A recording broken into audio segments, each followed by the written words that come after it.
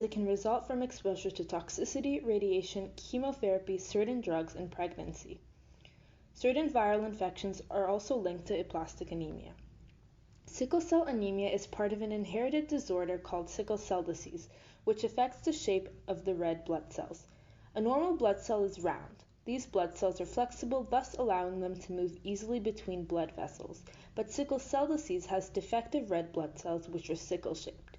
This makes the cells stiff, which can block or slow blood flow. This leads to blood clot. Sickle cell disease has no cure. There are medications that can help prevent further complications associated with the disease. Sickle cell disease causes anemia because the red blood cells have a shorter lifespan than regular blood cells. They usually only live up to 20 days, while regular blood cells can live up to 120 days. This causes a shortage of red blood cells. Hemophilia is an inherited blood disorder where a genetic mutation in one of the genes that gives instructions to make the clotting factor proteins. This mutation prevents the clotting protein from working. This causes your blood to not clot properly, which can be life-threatening, as wounds won't close up properly. The mutation is carried in the X chromosome. There is a difference in the information carried in the X and Y chromosome. Diagnosis includes clotting factor tests, physical exams, family medical history.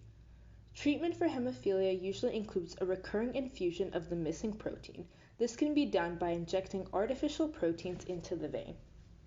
Leukemia is the term for cancers of the blood cells. The subtype will depend on what blood cell is cancerous and how fast it grows. The two most aggressive subtypes are AML, acute myeloid leukemia, and ALL, acute lymphocytic leukemia, cancer of the stem cells that become lymphocytes. These blasts are not matured versions of different blood cells. The cells are usually useless since they have not matured, and as they replicate, they will start crowding out healthy cells. Symptoms of leukemia include fatigue, general feeling of discomfort, etc. Created using Powtoon.